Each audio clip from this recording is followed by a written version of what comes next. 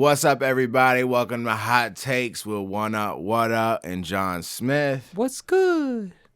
Today, we're doing a trailer analysis and theories episode over the new Spider-Man No Way Home trailer that just dropped. November 16th, 2021. This shit is fire! Super hot fire! What day does it come out? December what? December 17th. And it's actually coming out earlier in, I think, Europe. That's surprising. Why do you think that is? I'm not positive. This was supposed to actually get pushed back. They talked about pushing it back, but this is the original release date, and they're sticking with it, which is cool. We're going to break down this trailer a little bit. I'm not going to get super nerdy with you, but I want to give you some serious theories. That's a lie. So that was a fucking lie. Yeah, all right, you're right. I'm going to get super nerdy with it. I get giggity off of Marvel shit, you know what I mean? And Lord of the Rings. Excited. It gets my dig a little. I mean, what? What did he say? Lord of the Rings too, though. Lord of the Rings too. Yeah, facts. Lord of the Rings too. But anyway, okay. So the trailer opens up with Tom Holland, Spider-Man, Peter Parker in the rain, beat up face. It looks like this is probably towards the end of the movie. He looks like he might be mourning, but like, who is he mourning? Right? They're probably not showing us anything past the first hour of the film, guaranteed. It's yeah, probably in the beginning when they all show up. That's when he get beat up. Potentially. I mean, Zendaya. They show Zendaya's character falling, and this looks like he could be mourning. But I doubt they would kill her. I doubt it. If anything, it was really reminiscent of her falling from the Amazing Spider-Man when he loses Emma Stone, which would be a fucking tragedy. So maybe this is foreshadowing, Andrew Garfield to come in and actually save Zendaya, because they didn't show anything when it comes to Andrew Garfield, and it's actually super funny. Andrew Garfield has been interviewed multiple times about this movie. Every single time he's been lying his ass off, just saying that, yeah, he's not in it. But we all know that him and Tobey Maguire are going to be in it no matter what. There's actually a scene that I'm going to go over in a little bit where there's kind of proof that they're going to be in it, which is pretty sweet. Okay. Then we clip over to him flying through the city of New York, the skyline. And it shows that poster up on the wall, the Public Enemy #1 poster. And obviously this is lifting off of right where we left off of at the end of Far From Home. After Mysterio exposed him and said that he was the one who actually killed him and used the drones and all that stuff. Then his name is Peter Parker. Peter Parker, exactly. Spider-Man is Peter Parker. And it was fucking Jonah Jameson from the first Spider-Man movie. Yeah, that was the first clue or Easter egg that there could be crossover characters. So right, it's like, 100%. Wait, why is he in it? But like, well, it's because he's not the same exact person. No, but I'm saying it was foreshadowing. It was foreshadowing. Definitely cool that they did that with that character, because I think he probably is arguably the best character.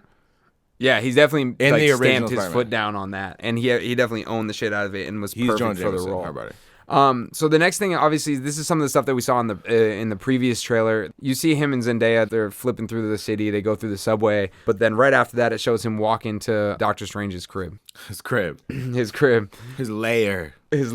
And, we saw that it's all iced for some reason. I really don't know what's going on here, but I think one of the main theories that I've been hearing, and something that I think Doctor Strange is not acting like himself in this trailer. In all the trailers we've seen him, he's not acting like himself. His whole thing is protecting your reality, douchebag, right? But yet he's willing to go do this spell that could potentially interrupt the reality of the people that exist in this world by changing their thoughts on remembering who Spider-Man is. So like one of the biggest theories that's going around right now, and this is something that I actually think is the truth, and tell me in the comments if you think I'm wilding, but I think Scarlet Witch is actually possessed him. Oh, it's funny. I was going to say that. I was going to say it's probably that bitch. Yeah, if you saw at the end of WandaVision, you see Scarlet Witch doing this weird spell with she has the Darkhold, and you hear different people talking from different universes, right? Like that's like what she's doing. And in that moment, what she's really trying to do is she's trying to find her kids in a different universe. So if she's unable to conjure up the spell to be able to open up these universes, a way that she could do it is tap into Doctor Strange and have him do it for her to try to combine these universes to find her kids, right? That'd be super gangster shit. Right. And so there's that going around. There's also something going around where Mephisto has jumped into the scene where Mephisto's funny because Mephisto was like everybody's theory when it came to WandaVision. They all thought Mephisto was the underlying villain of it. People even thought the underlying villain of Loki was Mephisto. Who Mephisto is. Mephisto is like the devil of the MCU, right? And so I mean, technically, like to preface, Mephisto's also a character from the Bible. He's like a affiliate. I think he's like a brother to Satan. Satan, yeah. He has his own thing that he has reign over. Right. Some negative thing like suffering or something. It's something like that. But yeah, so like Mephisto's also a biblical character, and in this you're saying he's the devil of the Yeah, exactly. There's just theories going around, so it's funny to throw Mephisto back into the mix and be like, it could be Mephisto doing this. But I think you could always be like, it's Mephisto. Mephisto. Like, that would be like typical of Hashtag. Mephisto. You'd be like, yeah, like it's Mephisto. Hashtag it's Mephisto. Like a hard body. I love it.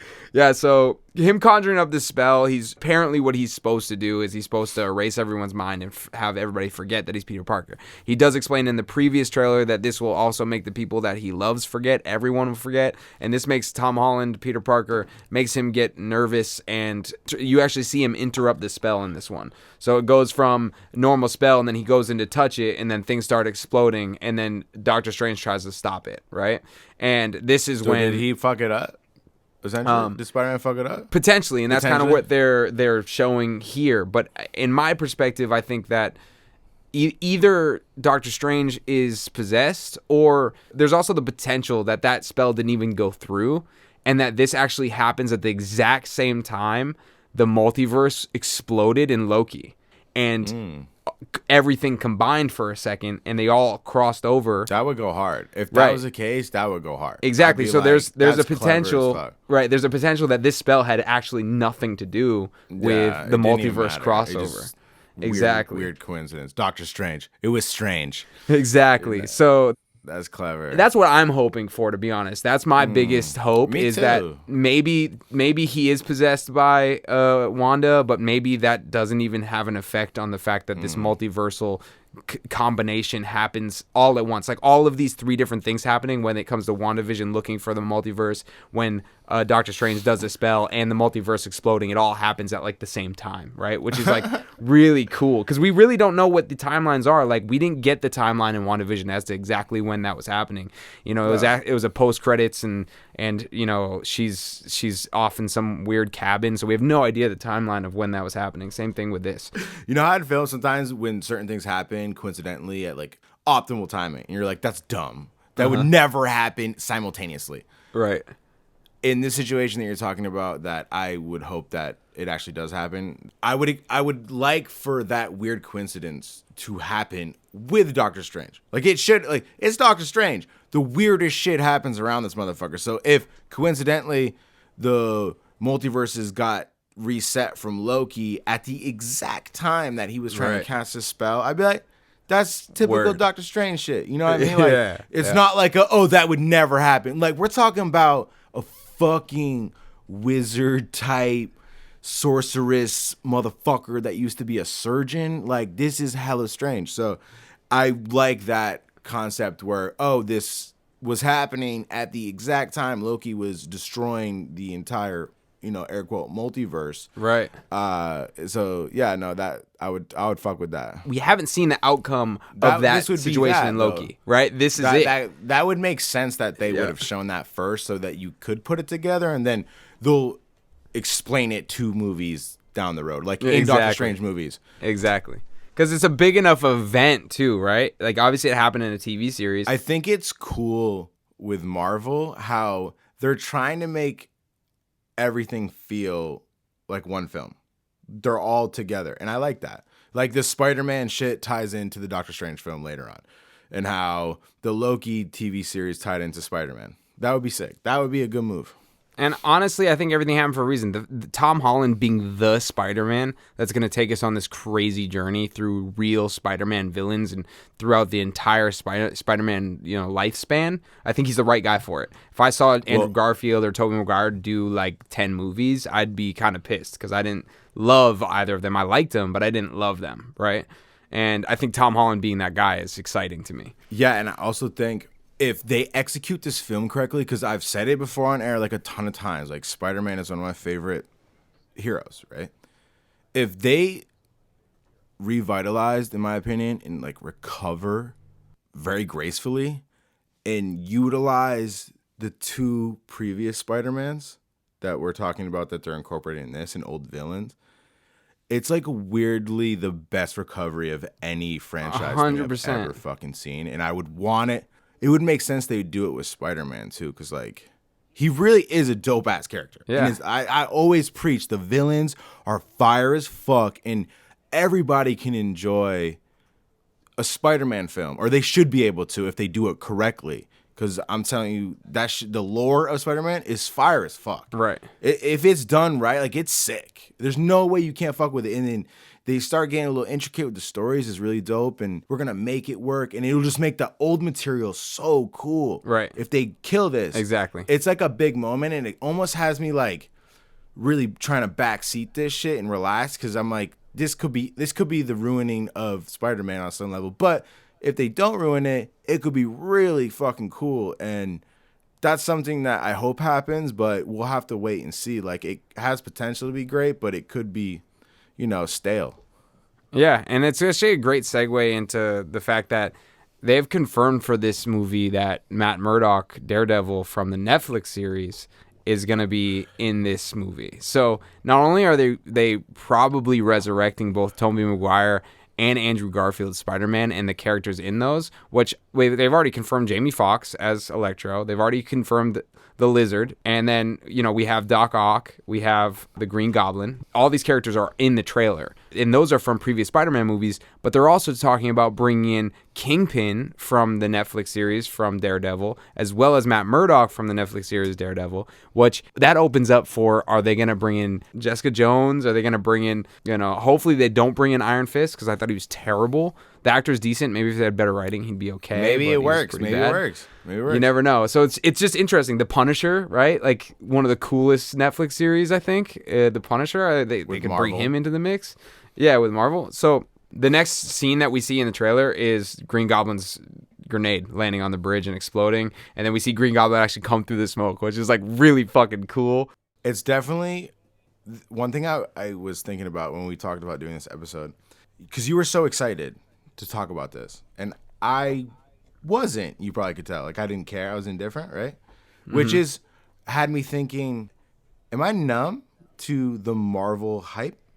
Maybe. Like, have I become numb to it? Because this should be something I'm really pumped for, but maybe because there's been so much material that's come out that has been kind of good, but more so mediocre. I mean, it's just really hard to come back from Endgame, dude. What those 10 years gave us and finished off on, they've been just making movies after that and TV shows, and it's a lot to just rebuttal from that. You were hit with like the biggest, most epic piece of work in movie history over the course of 10 years. It was a big build-up, for sure.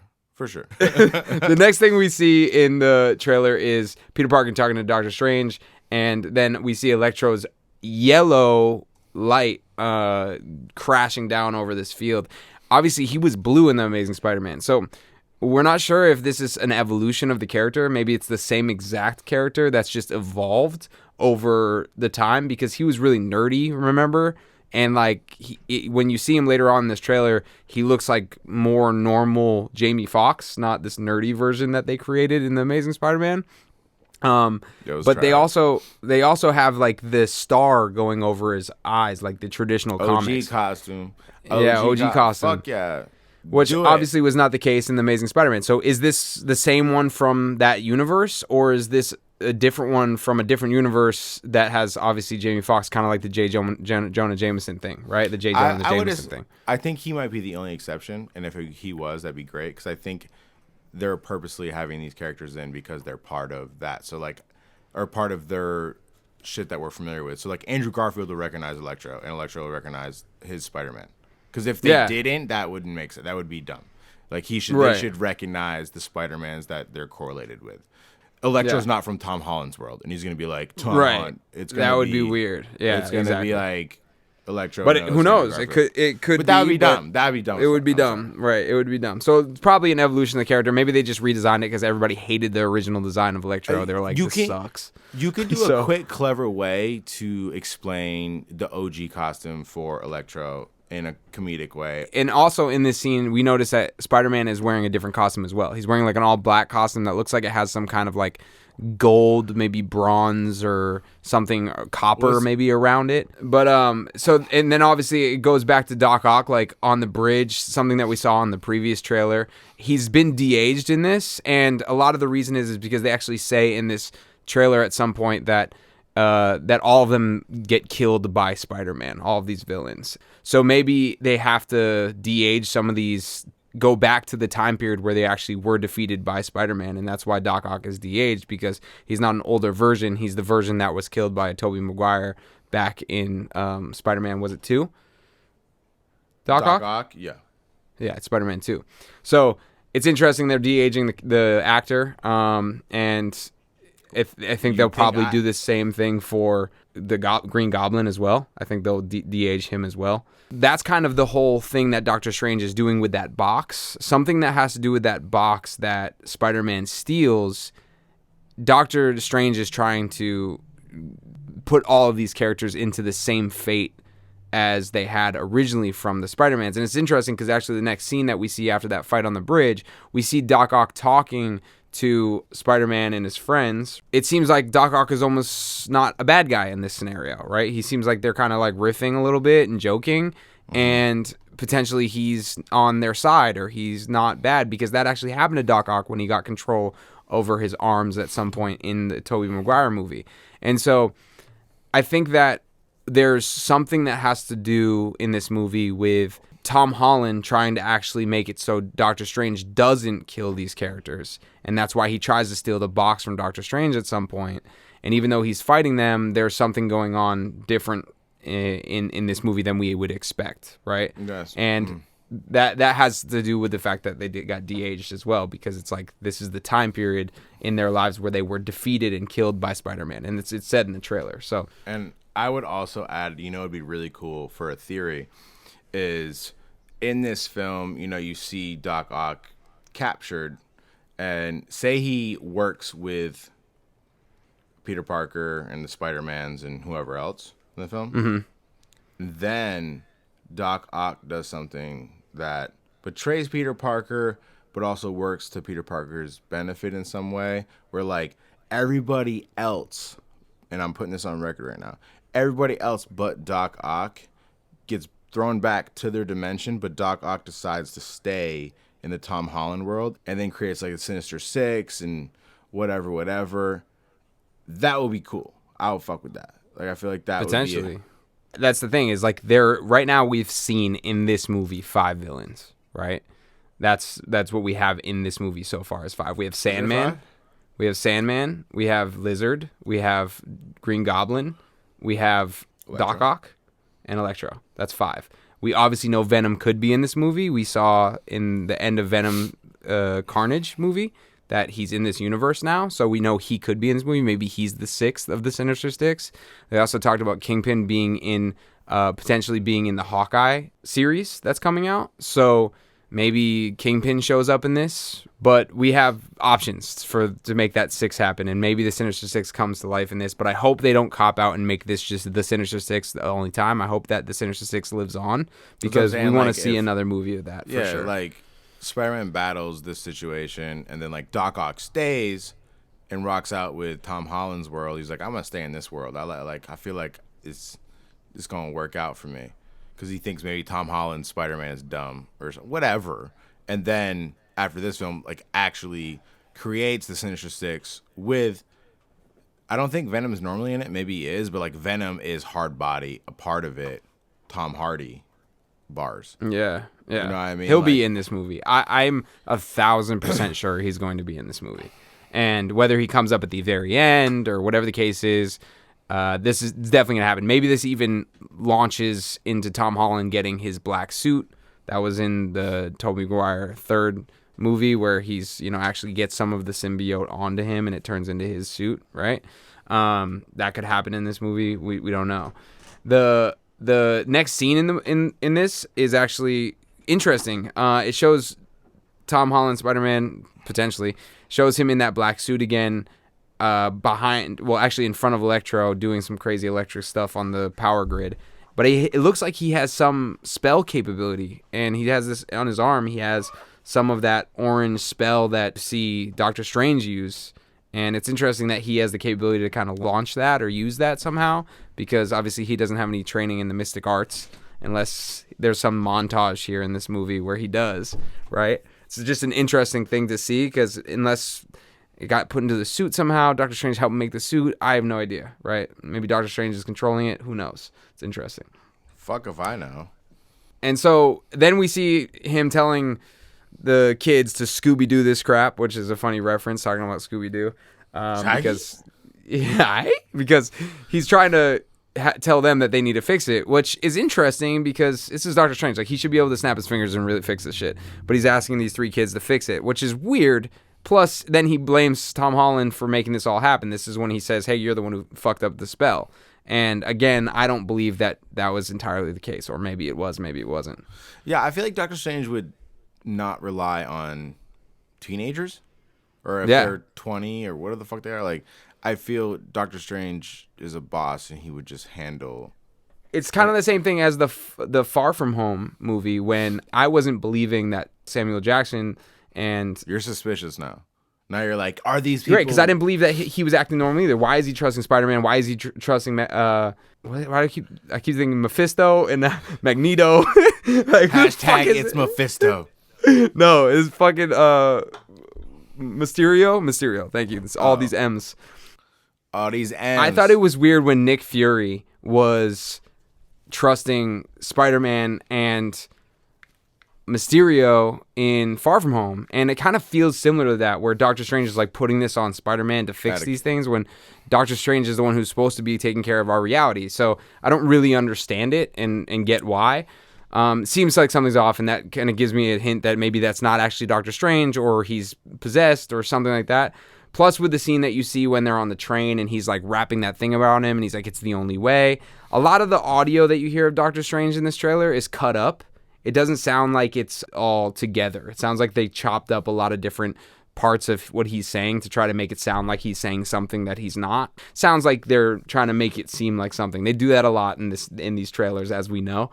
One of the things that you see also is you see Doc Ock almost takes some of the nanobots from the Iron Spider suit and adds it into his arm. It's weird. You'll see at one point where he presses him up against the bridge and he has to move his nanobots from his helmet to his chest in order to protect himself from the punch of Doc Ock, which is interesting because I don't know how he figured out how to, the arms or whatever, the alien technology, how they figured out how to actually get some of these nanobots to increase their strength, but it happened, which is cool.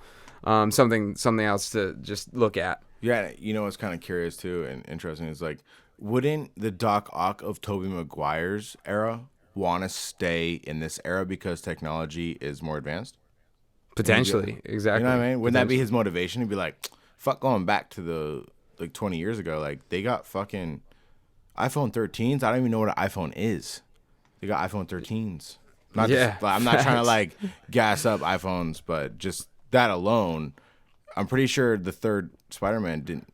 I don't know if an iPhone had come out yet. Like, think about Doc Ock. He loves science. 2000 what? It was around. It's relative. It's like there wasn't iPhone 1? 2. Yeah, like it wasn't iPhone 2. Right. Like, so I think that would actually be his motivation, right? He's like, think about it. You're a scientist and you love technology, and then you fucking essentially fast forward like 15 years in the future. You're like, I'm not going back. Yeah, and I mean, it's interesting. There's actually a point in this where he looks at Tom Holland and he says, you're not Peter Parker, right? Which acknowledges the fact that he is from a different universe. He's here and he knows who Spider-Man is, and he knows who Peter Parker is, and he knows that Tom Holland is not his Peter Parker, which is interesting because that confirms that this isn't just a character in his world that looks like, you know, Doc Ock, which is cool. It's way cooler. And it'll bring a new meaning to him. Like, think about it. I agree. Directly connected. Anyway, the next thing that we see in the trailer is we see Doctor Strange opens up 2 portals and makes Spider-Man actually catch himself with his web, which is like some crazy Doctor Strange shit. And he's actually trying to steal that box. He says, I'm sorry, and he steals the box. Whatever that box is, he steals it because for some reason he doesn't want Doctor Strange to have it. And that's when you see Doctor Strange grab him and actually push him into his astro form. So it's kind of leading into this tension between Spider-Man and Doctor Strange, which I can't really wrap my head around what they could be on different pages of unless there is this kind of idea that Doctor Strange isn't who we think he is, right? Or it's because they just have different motivations because maybe Tom Holland knows something that Doctor Strange doesn't know. What are your thoughts? I mean, do you think that Doctor Strange just isn't himself, or do you think that they have some kind of tension going on in this movie that we just don't know yet? I like your suspicion. I really fuck with that. Like, it's not him in control. I love when there's payoffs. Like, that's some sort of payoff where it's like this cinematic universe, as they like to put it over at Marvel, right? I really appreciate the way they try to make it complex and intuitive. Kevin Feige.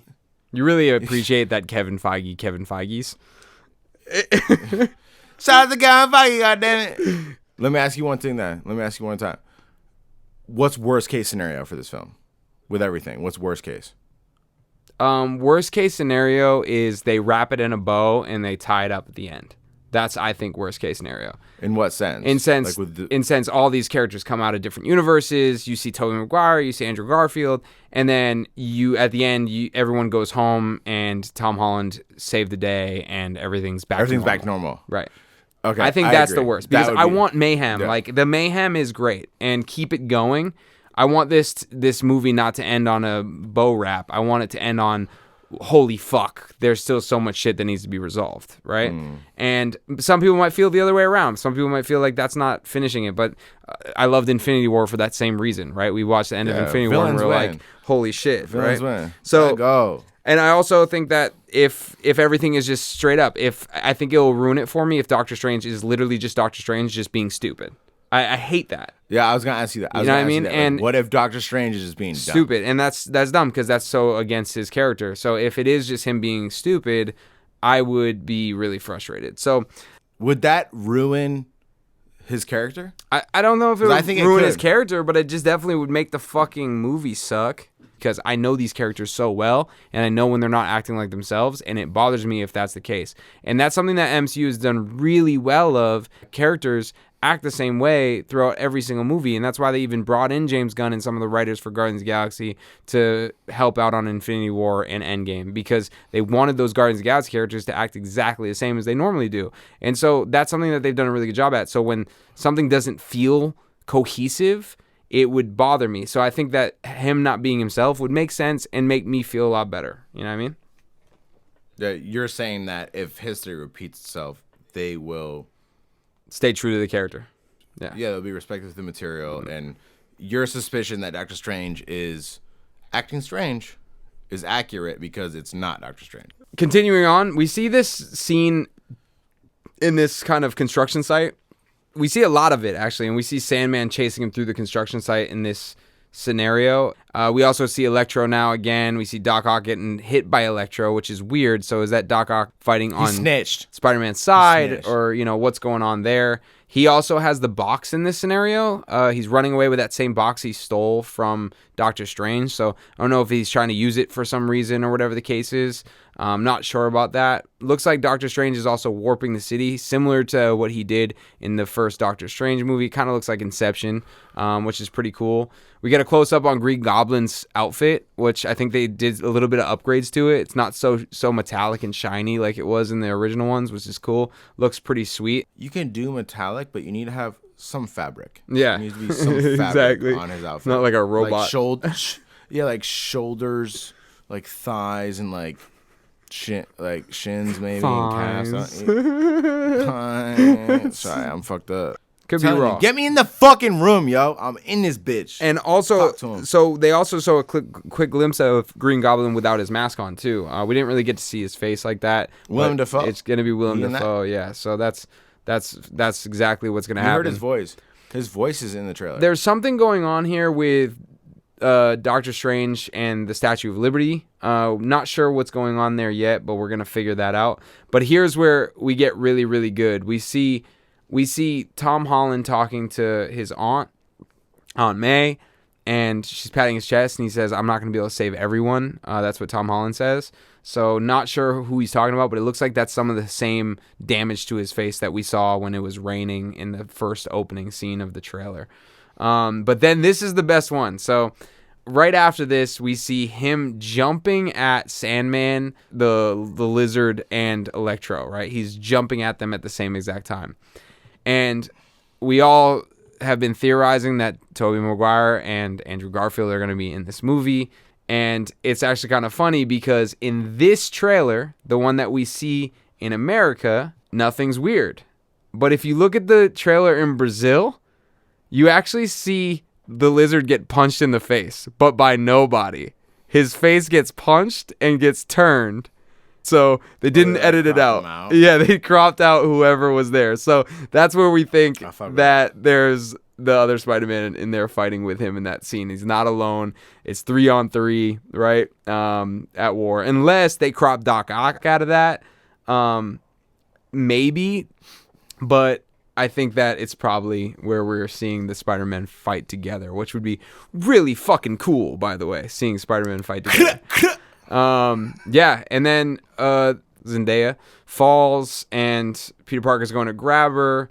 Maybe that's where, again, Andrew Garfield helps out. Grab her where? Where is he grabbing her? In her hand. Don't be sus. Thank God. Yeah, so there's some purple stuff, and purple is interesting because we see this purple kind of magic happening around the Green Goblin. He purple green swag, her body. Could be, but this is also really reminiscent of in WandaVision, Agatha's magic. It was purple, and it looks a little bit like that. Better not show up in this moment. It might not be Agatha, but it could be. It's not Wanda, right? Maximoff coming in here and doing something with that dark magic that Agatha, because she did learn it and take it from the Darkhold. And so she better not be in this movie. I'll be pissed. It could be. So can Spider-Man and his villains have their time? God damn, like get these hoes out of here. We also hear Doctor Strange say they're starting to come through and I can't stop them, right? And I don't know who he's talking about and I don't know what he's talking about, but it's kind of scary.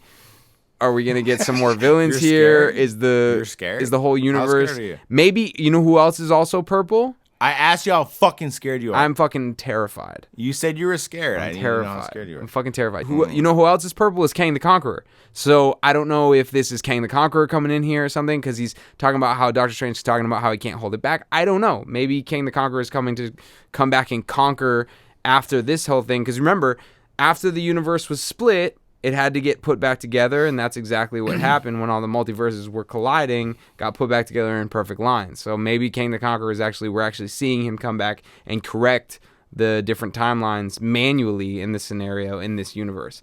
We could be seeing that. I'm not sure, right? And that would make sense that Doctor Strange couldn't stop him, because Kang the Conqueror is obviously a lot more powerful than just Doctor Strange. Okay. But yeah, that's the whole trailer. I'll take your word for it. Kang the Conqueror is definitely more powerful than Doctor Strange, for sure. Doctor Strange only lives in one universe. So can Kang the Conqueror perform surgeries? I'm sure he can. Maybe not. Yeah, maybe not. But yeah, anyway, so that's the whole trailer. That's all my theories and thoughts about it. I think there's a lot of things that could possibly come from this. What do you think? Do you think there's anything else you want to add? Well, yeah, I wanted to ask you, like, did you think this trailer was too unveiling? I don't think so. You don't? No, I think that it leaves more questions than answers, to be honest, which is what you want from a trailer. I would agree. I would say that they probably don't have anything past the first hour, honestly. They usually do that. They don't show stuff too far in the movie, unless it's like maybe one frame or two. Like, it's not a lot. They usually keep it to the front end of the film. Yeah, and that would be cool if that's the case, because if we're seeing him fight all these different villains and it's towards the beginning of the movie, this movie could be really fucking dope. If that's like the end finale and we kind of saw a glimpse of it already, it would be pretty disappointing. But who knows? Either way, I'd be pretty happy with it. I really want to hear what you guys think. That's more than anything. Tell us what you think. Tell us if you think we're completely off base with our theories. We want to know your theories. Put them in the comments. We'll also make a video if we get enough comments on this. We'll get enough video breaking down some of your comments and some of your theories. I would love to do that. Make sure you like this video if you haven't already. They help us out a lot. Every like counts. Helps us in the algorithm. Helps us give you more content. So make sure you go hit that like button. It doesn't hurt to do it. But I appreciate everybody for tapping in. Thank you so much. So, with that being said, I appreciate all you motherfuckers listening to this episode of Hot Takes with One Up, What Up, and John Smith. We got some more shit coming. Appreciate y'all. Hope you are having a blessed day and a groovy lifestyle. And we'll catch y'all next episode. Deuces. Peace.